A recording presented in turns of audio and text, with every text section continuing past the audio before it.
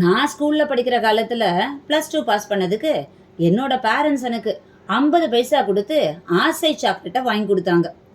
என் பொண்ணு +2 பாஸ் பண்ணதுக்கு நான் 5 ரூபா கொடுத்து டைரி மில்க் சாக்லேட்டை வாங்கி கொடுத்தேன். ஆனால் இங்கே ஒருத்தர் அவரோட பையன் +2 பாஸ் பண்ணிட்டானாமா. அவன் +2 பாஸ் பண்ணதுக்கு 4 கோடி ரூபா கொடுத்து போர்ஷே காரை வாங்கி கொடுத்துருக்காரு. யாருப்பா அந்த பையன்? அந்த விலையுயர்ந்த போர்ஷே காரால் என்னதான் நடந்துச்சு? அதை தான் இந்த வீடியோவில் நாம் டீட்டெயில்டாக பார்க்க போகிறோம். இன்னைக்கு இந்தியா முழுக்க பெரிய அளவில் பரபரப்பை ஏற்படுத்தி பேசிக்கிட்டு இருக்க ஒரே விஷயம் பூனேயில் நிகழ்ந்த போர்ஷே கார் விபத்து தான். இது மாதிரி பல சம்பவங்கள் இந்தியாவில் இருந்தாலுமே, இந்த மாதிரியான பல சம்பவங்கள் நடந்தாலுமே, இந்த சம்பவம் அதிக அளவில் பேசப்படுறதுக்கான காரணம் அந்த சிறுவன், அதாவது விபத்தை ஏற்படுத்திய அந்த சிறுவன் கைது செய்யப்பட்ட 14 மணி நேரத்துக்குள்ள ஜாமீன்ல வெளியே வந்தது தான். பூனேல இருக்கக்கூடிய கல்யாணி நகர் பகுதியில் கடந்த ஞாயிற்றுக்கிழமை அன்னைக்கு அதிகாலை சுமார் ஒரு 2:30 மணி இருக்கும். அந்த 2:30 மணி அளவில் போர்ஷே காரை எடுத்துட்டு 17 வயசு மதிக்கத்தக்க சிறுவன் ஒருத்தன் பயங்கர ஸ்பீடாக போயிருக்கான். அளவுக்கு அதிகமாக போதையில் இருந்ததால கிட்டத்தட்ட நிதானமே இல்லாத ஒரு சூழ்நிலையில் அவன் இருந்திருக்கான். அப்படி இருக்கக்கூடிய சூழ்நிலையில் 200 கிலோமீட்டர் வேகத்தில், நல்லா யோசிச்சு பாருங்க, 200 கிலோமீட்டர்னா அந்த கார் எப்படி பறந்துருக்கும்னு. 200 கிலோமீட்டர் வேகத்தில் வண்டியை ஓட்டிட்டு போகிறான். அப்படி வண்டியை ஓட்டிட்டு அவன் போகக்கூடிய அந்த வழியில் 2 பேர் இருசக்கர வாகனத்தில் தேவையான ஸ்பீடில் போயிட்டுருக்காங்க. இந்த கார் அவ்வளோ ஸ்பீடாக வந்த அந்த காரு அந்த இருசக்கர வாகனத்து மேலே மோதிடுச்சு.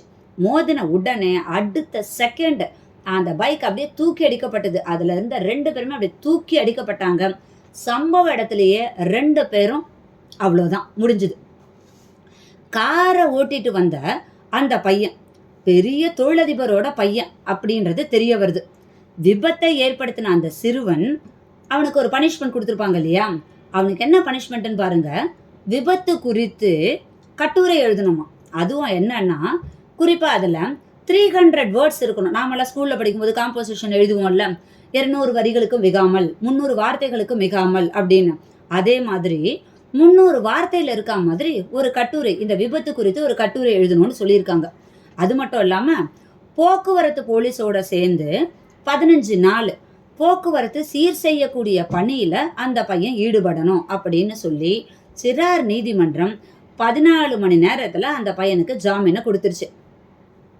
சிறுவனோட ஜாமீன் குறித்து பல விமர்சனங்கள் எழுந்த நிலையில் சிறுவனுக்கு 17 வயசில் காரை எப்படி கொடுத்தாங்க? அந்த 17 வயசில் காரை ஓட்டுறதுக்கான லைசன்ஸை யார் கொடுத்தது? அந்த 17 வயசில் இருக்கக்கூடிய அந்த பையனுக்கு மது எப்படி கிடைச்சது? யார் கொடுத்தாங்க? இது மாதிரி மாதிரியான பல கேள்விகள் சமூக வலைத்தளங்களில் எழுந்துக்கிட்டே இருக்கு. இப்படிப்பட்ட பல கேள்விகளுக்கு பிறகு என்ன நடந்ததுன்னா, சிறுவனோட தந்தை, அவரோட பேர் விஷால் அகர்வால்னு நினைக்கிறேன், அவரை போலீஸார் கைது செஞ்சுருக்காங்க. ஆக்சுவலி இந்த சம்பவம் எதை நமக்கு தெள்ள தெளிவாக உணர்த்துதுன்னா, தப்பு செய்கிறவங்களுக்கு மட்டும் தண்டனை கிடையாதுங்க. அவன் தப்பு செய்யறதுக்கு காரணமாக இருக்காங்க இல்லையா, கண்டிப்பாக அவங்களும் தண்டிக்கப்படுவார்கள் அப்படின்றத இந்த நிகழ்வு நமக்கு தெள்ள தெளிவாக உணர்த்துது. மேலும் இது போன்ற சம்பவங்கள் இனிமேலையும் நடக்காமல் இருக்கணும்னு நாம் எல்லாம் வல்ல இறைவனை வேண்டிக் கொள்வோம். பாவம் ஒன்றுமே தெரியாமல் இதில் சம்மந்தப்படாத 2 உயிர், காரை ஓட்டினது எவனோ ஒருத்தன், ஆனால் பறிபோனது 2 உயிர். இது போன்ற சம்பவங்கள் இதுக்கு மேலே நடக்கக்கூடாதுன்னு நாம் கடவுளை பிரார்த்திப்போம். முடிஞ்ச வரைக்கும் இந்த வீடியோவை உங்கள் ஃப்ரெண்ட்ஸ் அண்ட் ரிலேட்டிவ்ஸ்க்கு ஷேர் பண்ணுங்கள்.